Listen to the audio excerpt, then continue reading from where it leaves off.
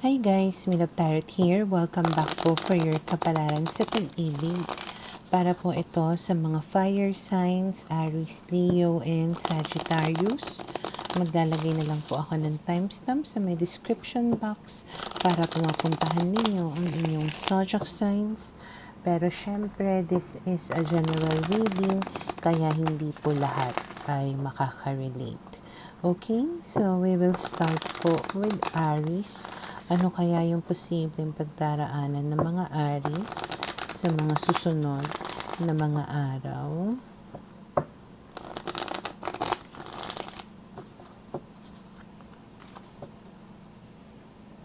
Okay, we have here the Devil, the King of Wands, the Ten of Pentacles, and the World card.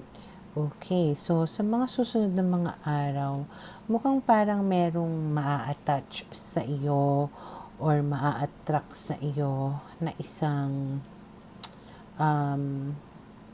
tao na maaaring nasa ibang bansa or malayo sa iyo. Okay?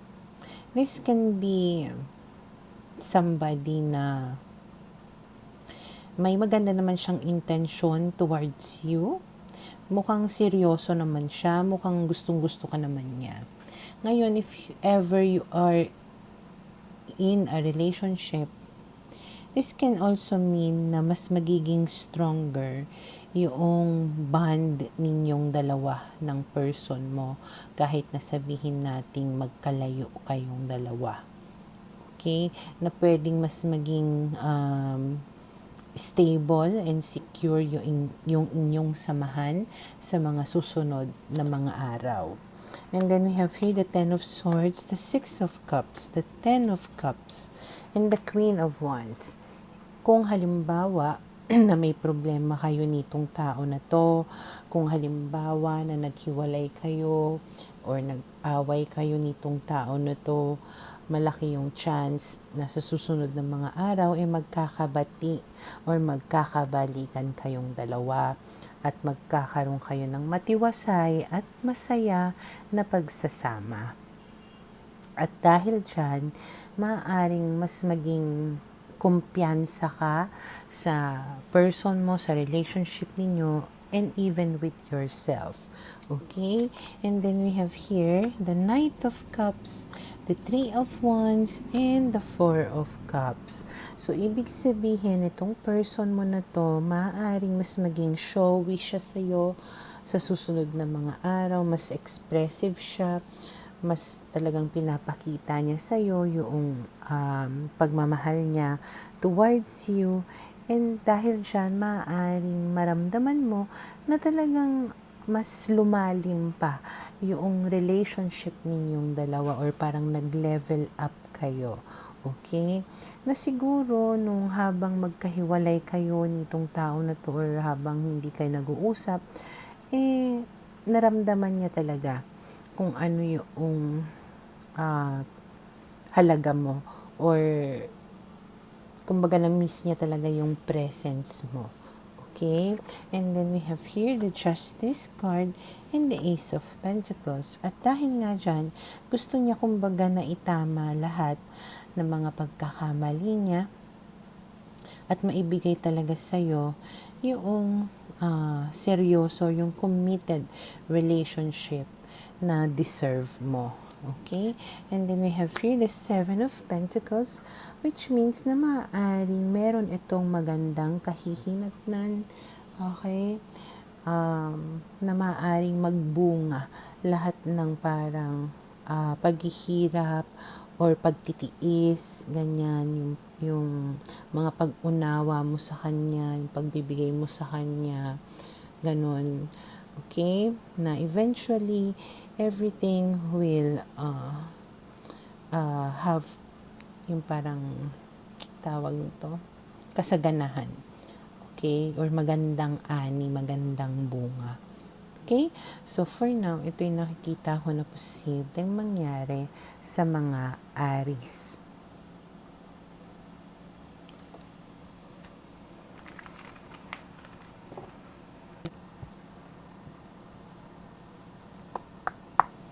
Para sa mga Leo, okay, let's see. Ano kaya yung posibleng pagdaraanan ng mga Leo sa mga susunod na mga araw?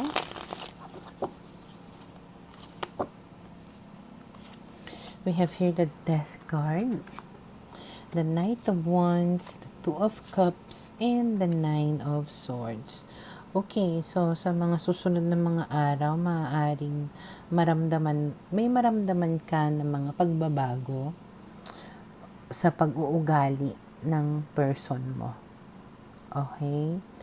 Na maaaring mag-cause sa'yo ng overthinking or parang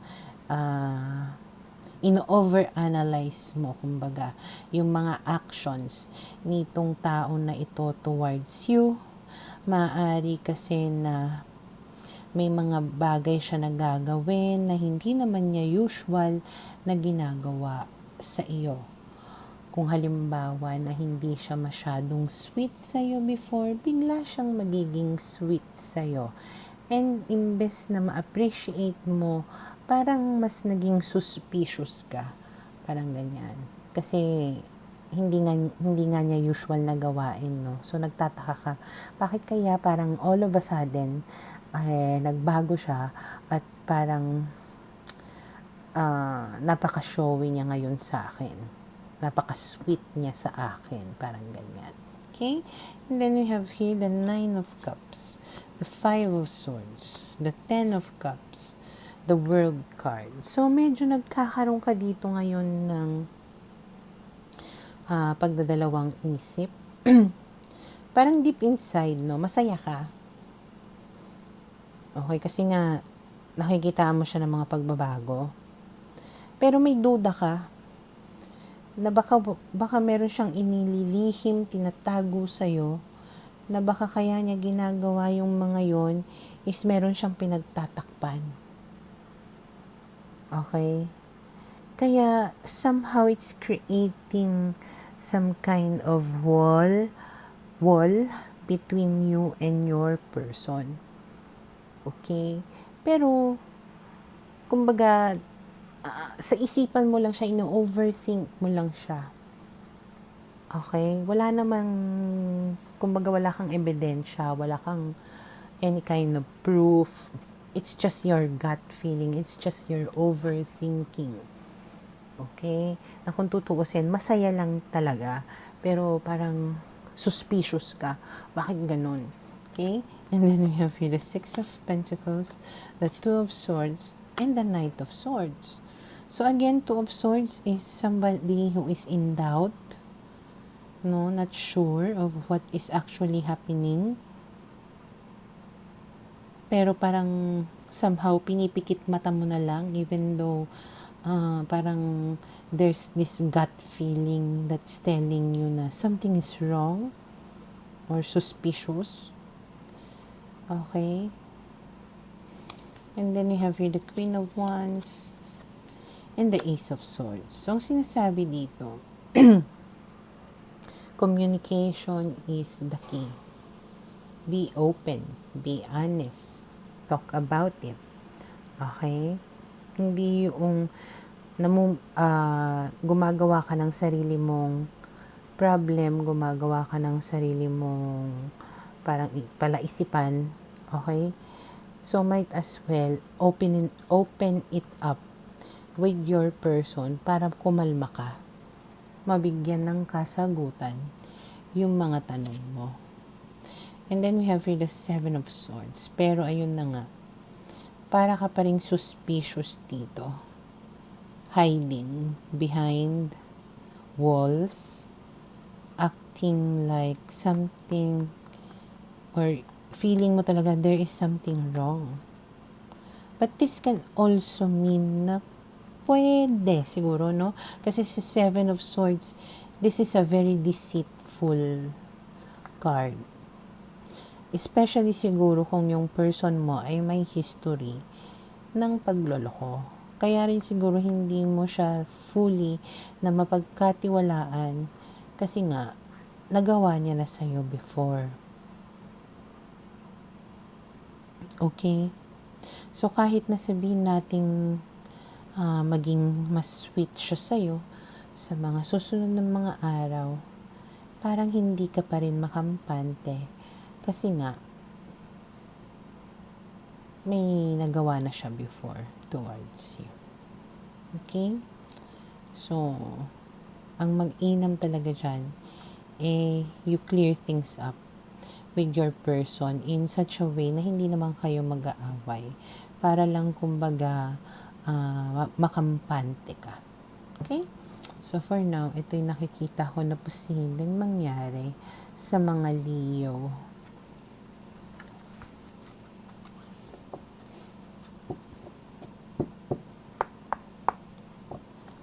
Para sa mga Sagittarius, okay, let's see. Ano kaya yung posibleng pagdaraanan ng mga Sagittarius sa mga susunod na mga araw? We have here the Five of Cups, the Ten of Wands, the Hanged Man, and the Wheel of Fortune. Okay, so kung halimbawang meron kang mga pinoproblema, palaisipan, mga pinanghihinayangan.